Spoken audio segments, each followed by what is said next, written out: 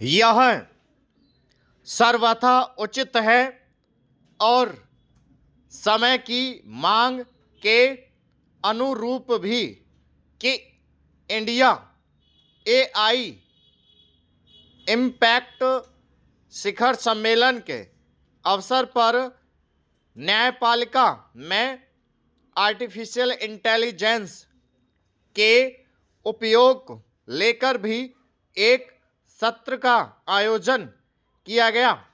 इसमें इस पर विचार किया गया कि मशीनी दक्षता किस प्रकार भारत की न्याय व्यवस्था को मजबूत कर सकती है।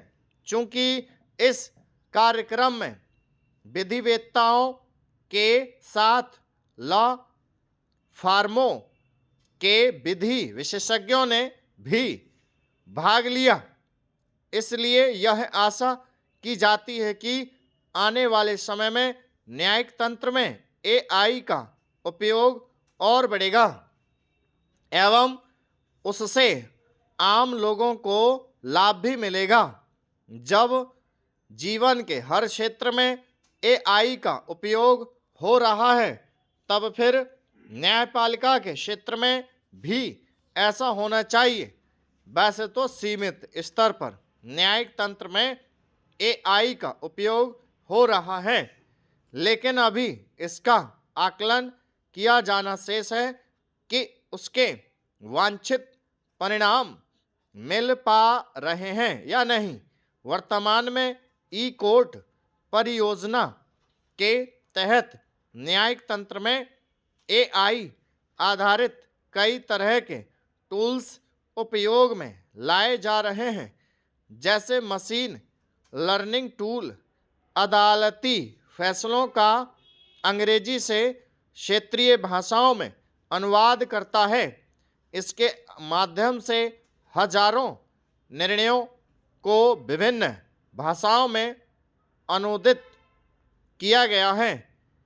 एक अन्य टूल फाइलों का विश्लेषण करने, प्रासंगिक कानूनों और उदाहरणों को खोजने में मदद करता है। इसी तरह कुछ उच्च न्यायालयों में ऐसे टूल प्रयोग हो रहे हैं जो गवाहों के बयानों को सीधे डिजिटल टेक्स्ट में बदलने का काम करते हैं। न्यायिक तंत्र में एआई का उपयोग इस तरह होना चाहिए कि लोगों को उस पर न्याय मिलने की संभावनाएं बढ़ें। निसंदेह एआई निर्णय देने का काम नहीं कर सकती और ना ही उससे ऐसा कोई काम लिया जाना चाहिए। मानवीय विवेक का स्थान एआई नहीं ले सकती, लेकिन उसका इतना सहयोग तो लिया ही जा सकता है जिससे कागजी कार्रवाई का बोझ कम हो। अनुसंधान, विश्लेषण और डाटा संग्रह का काम भी एआई के जरिए हो सकता है। इस सब के साथ ही यह भी समझना चाहिए कि न्यायिक तंत्र में एआई का इस्तेमाल तभी प्रभावी होगा जब अपेक्षित न्यायिक सुधार भी किए जाएंगे। यह आवश्यक है कि तारीख पर तारीख के सिलसिले पर विराम लगे। इसी तरह जनहित याचिकाओं के नाम पर फालतू की याचिकाओं पर लगाम लगना भी जरूरी है। इसकी अनदेखी नहीं की जानी चाहिए कि हर क्षेत्र में सुधार हो रहे हैं, लेकिन आवश्यक हो चुके बुनियादी न्यायिक सुधार आगे बढ़ने का नाम नहीं ले रहे हैं।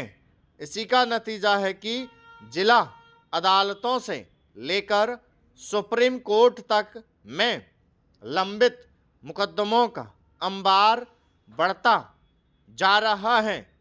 करोड़ों लंबित मुकदमे केवल करोड़ों लोगों को हताश निराश ही नहीं कर रहे, बल्कि देश की प्रगति में बाधक भी बन रहे हैं।